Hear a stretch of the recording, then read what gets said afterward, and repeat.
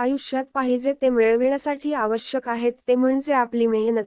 कारण जगात अशक्य काहीही नाही आहे. आपण फक्त एखादी गोष्ट ठरवावी लागते आणि त्यानंतर त्या गोष्टीचा पाठलाग करावा लागतो. आणि एक दिवस ती गोष्ट आपल्याजवळ आलेली असते. म्हणतात ना, प्रयत्नांती परमेश्वर, तसेच काहीतरी. आजच्या लेखात सुद्धा एक अशीच छोटीशी स्टोरी आहे जी आयुष्याच्या वाईट दिवसात जगण्याची एक नवी प्रेरणा देईल. आणि आपण आपल्या लक्ष्याला आठवून नेहमी मेहनत करत राहणार. तर आशा करतो लिहिलेली ही छोटीशी प्रेरणा देणारी कथा आपल्याला आवडणार. तर चला पाहूया एक छोटीशी स्टोरी. प्रयत्नांती परमेश्वर. एका गावात एक गरीब कुटुंब राहत होते. त्या परिवारामध्ये आई, वडील आणि त्यांची एक मुलगी होती, जिचे नाव संध्या होते. संध्या हुशार, प्रामाणिक आणि एक गुणी मुलगी होती. अभ्यासात एवढी हुशार होती की कोणतीही गोष्ट तिच्या डोक्यात खूप लवकर जायची. म्हणजेच तिचा मेंदू खूप तेज होता. शाळेतून सर्वात हुशार, प्रश्न विचारल्याबरोबर उत्तर देणारी अशी संध्या होती. पण तिचे आई वडील गरीब होते आणि ते शेतात मजुरी करून आपल्या परिवाराचा उदरनिर्वाह करत होते. एकट्या मुलीवर आई वडील खूप प्रेम करत होते. आणि संध्या सुद्धा आपल्या आई वडिलांच्या मेहनतीला जाणून होती. तिला माहिती होते तिचे आई वडील तिच्यासाठी किती मेहनत करतात म्हणून. या गोष्टीची जाणीव असल्याने तिचे बरेचसे स्वप्न होते. आणि तिला भविष्यात जिल्हाधिकारी बनायचे होते.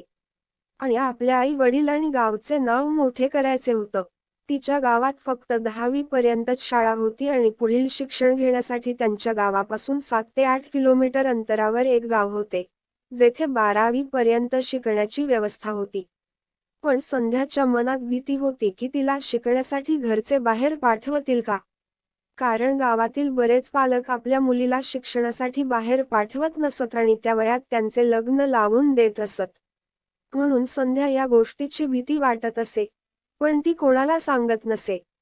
दिवसेंदिवस संध्याच्या मनातील भीती वाढत होती. पण म्हणतात ना, संकटात आपल्याला मार्ग दाखविण्यासाठी देव आपली मदत करतेच. त्याचप्रमाणे संध्याचे एक शिक्षक होते ज्यांचे नाव रमेश होते. ते विद्यार्थ्यांना नेहमी चांगली शिक्षा देत असत आणि आयुष्यातील संकटांना तोंड कसे द्यायचे ते शिकवत असत. आणि त्यांना गरिबीविषयी खूप चांगल्या प्रकारे माहिती होती, कारण त्यांनी सुद्धा गरिबी पाहिली होती. ते अशा शिक्षकांपैकी होते ज्यांची गोष्ट सर्व ऐकत असत. संध्या 10वीची परीक्षा उत्तीर्ण झाली होती, तेही चांगल्या मार्कांनी. संध्या शाळेतूनच नाही तर जिल्ह्यातून प्रथम आलेली होती. आणि सगळीकडे तिचे कौतुक होत होत. पण तिच्या मनात तिच्या पुढील शिक्षणाविषयी भीती होती. आणि जेव्हा ती घरी आपल्या आई वडिलांना पुढील शिक्षणाविषयी विचारते तेव्हा तिचे वडील तिला म्हणतात की, हे बघ पोरी, आतापर्यंत गावात शाळा होती तर तुला शिकविली, आता शिक्षणासाठी बाहेरगावी जावे लागणार. आणि तिथे जर तुझ्या सोबत काही झाले तर समाजाला तोंड कस दाखवणार?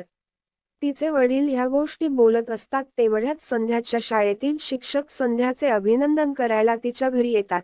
तेव्हा गुरुजींना पाहून संध्या आई वडिलांना गुरुजींविषयी सांगते. तेव्हा गुरुजी तिच्या आई वडिलांना सांगतात, तुमची मुलगी खूप हुशार आहे. ती जिल्ह्यातून प्रथम आलेली आहे आणि तुम्ही आता तिला पुढील शिक्षणासाठी प्रोत्साहित करायला हवे. आणि 12वी मध्ये ती आपल्या राज्यातून प्रथम आली पाहिजे, असे विचार रमेश गुरुजी मांडतात. तेच गुरुजींना उत्तर देत संध्याचे वडील म्हणतात, आमची परिस्थिती गरीब आहे गुरुजी, आम्ही संध्याचा पुढील शिक्षणाचा खर्च सोसू शकणार नाही. त्यावर गुरुजी म्हणतात, त्याची चिंता तुम्ही करू नका, संध्याच्या शिक्षणाचा खर्च मी घेतो, कारण माझे या जगात कोणीही नाही आहे. आणि मी गरिबीला खूप जवळून पाहिले आहे. आणि जीवनात या सर्व गोष्टींना मी जास्त महत्त्व देत नाही, कारण या गोष्टींविषयी जो व्यक्ती विचार करत राहतो तो नेहमी गरीबच राहतो. मला फक्त एवढंच समजते की आपण कर्म करत राहा, देव आपल्याला अवश्य फळ देतो. गुरुजींच्या या गोष्टींना ऐकून संध्याच्या वडिलांना एक नवीन प्रेरणा मिळते आणि ते संध्याला पुढील शिक्षणासाठी बाहेरगावी शिकण्यासाठी परवानगी देतात. सोबतच गुरुजींना सांगतात की आम्ही आतापेक्षा अधिक मेहनत करू आणि पोरीला शिकवू आणि आपली मदत लागली तर आपल्याला अवश्य कळवू. संध्या पुढील शिक्षण सुरू करते आणि 12वी मध्ये संध्या संपूर्ण राज्यातून प्रथम येते. त्यानंतर राज्याचे सरकार संध्याचा पुढील शिक्षणाचा सर्व खर्च उचलते. यानंतर संध्या मागे न पाहता खूप मेहनत करते आणि काही वर्षांच्या कालावधीनंतर एक दिवस संध्या जिल्हाधिकारी बनते. पण जेव्हा ती तिच्या गावाला जाते तेव्हा तिच्या शिक्षकांची बदली झालेली असते. आणि ते आता त्या गावात शिकवायला नसतात. पण गुरुजींनी दिलेली शिकवण संध्याला नेहमी आठवण राहते आणि ती तिच्या गुरुजींना आपल्या यशाचे श्रेय देते.